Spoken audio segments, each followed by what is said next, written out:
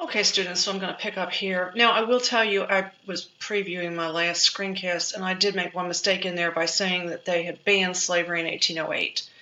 Slavery wasn't banned in 1808, but the importation of slaves from Africa was banned in 1808. But I'm sure you know that. I've gone over that multiple times in class, but please make sure you know the difference between there wasn't banning of slavery in 1808, but just the banning of importation of slaves. All right, so let's talk about Uncle Tom's Cabin.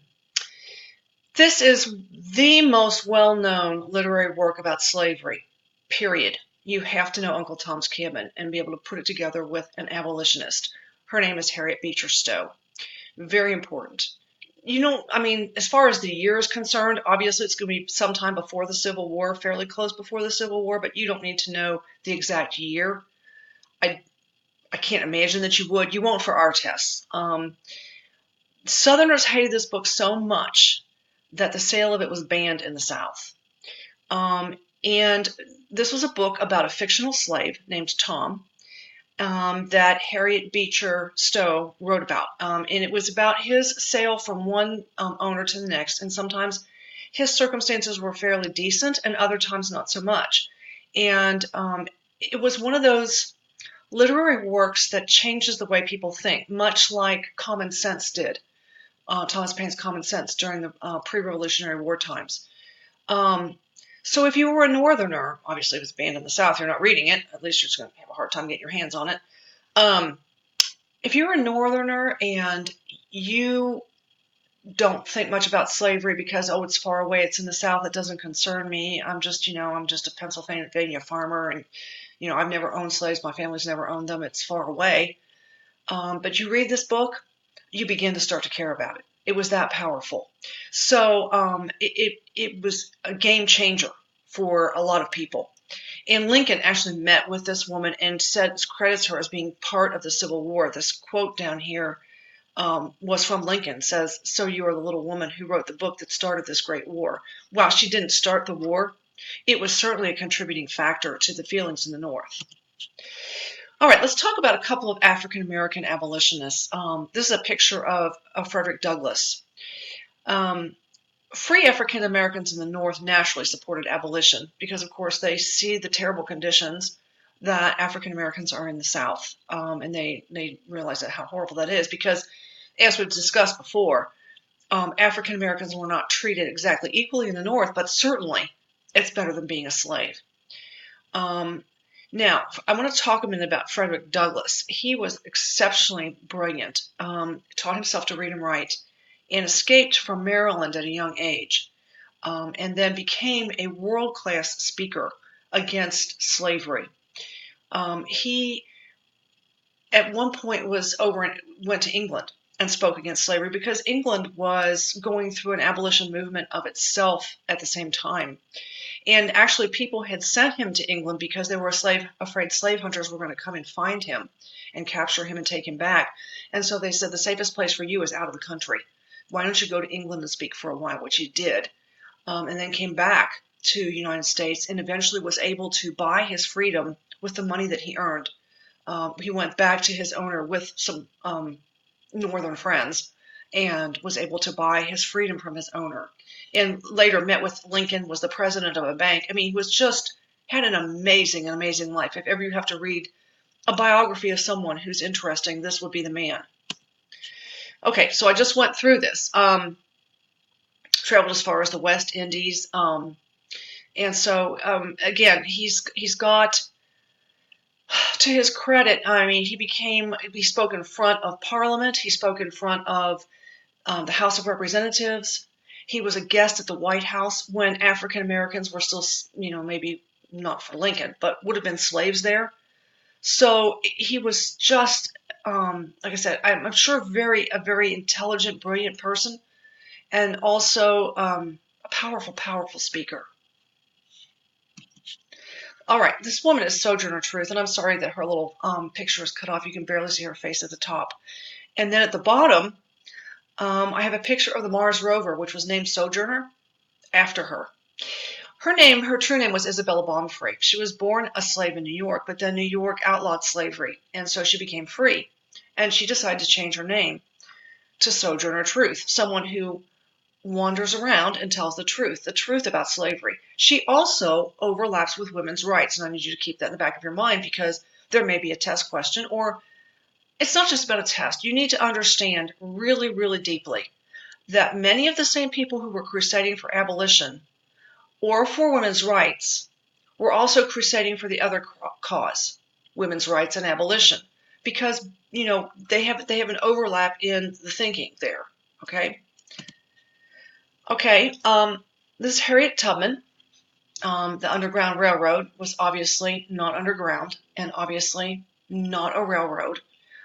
It was a secret series of routes and trails and safe houses that slaves used to escape. And Harriet Tubman was the most famous guide on these escape routes. And she returned over and over into not the Deep South. Please understand that the Underground Railroad was most effective in those upper South states, because in the very Deep South, it was difficult to get away, to be able to stay on the run and concealed long enough to get to a place where you would be safe.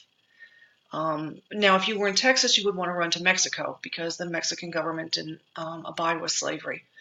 But the rest of the deep southern states, Georgia, Alabama, Mississippi, it was going to be very difficult for you to be able to stay on the run and stay concealed long enough to become free.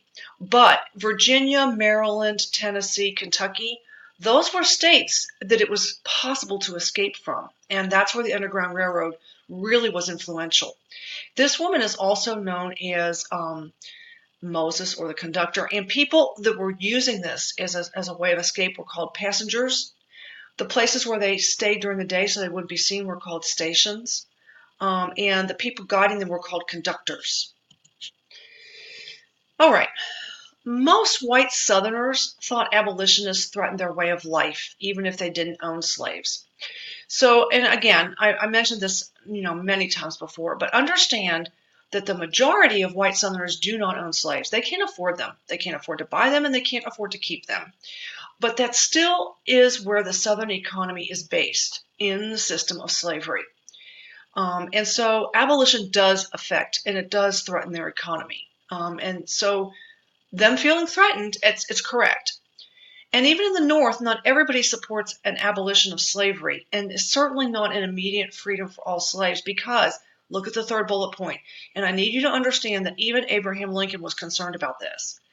There's a concern that the newly freed slaves are not going to be able to blend into society because they are not educated, and they only know the thing that they have been taught by their owners. And that's a real problem, and it is going to be a real problem even with Reconstruction. It is a genuine concern, and it's a real concern.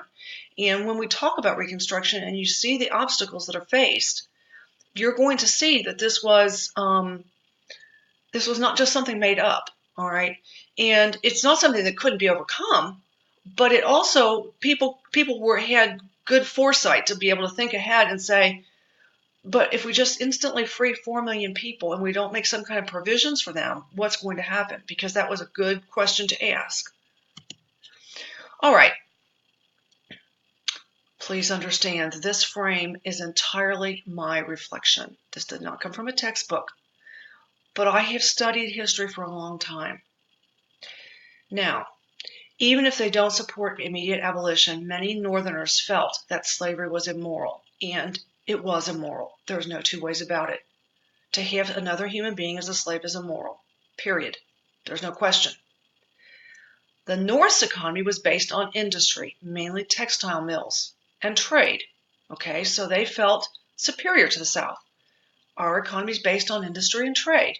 Now, never mind that conditions in those textile mills and for those textile mill workers were not very good.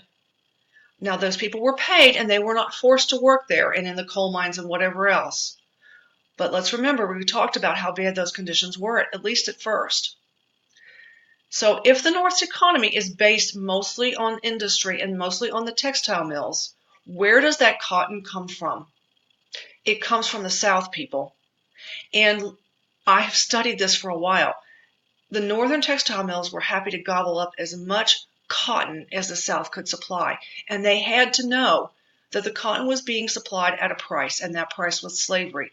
So while the North could whine and complain about getting rid of slavery, I've never seen a single place where the Northerners were working to try to help the South get rid of slavery and replace it with something else. It was just simply get rid of slavery. It was not let's develop a machine who will take the place. Let's figure out a better way we can have workers. It was just simply get rid of slavery. So I personally, this is Butts' personal reflection, the North was implicit in this problem. They were part of it, but didn't want to admit it.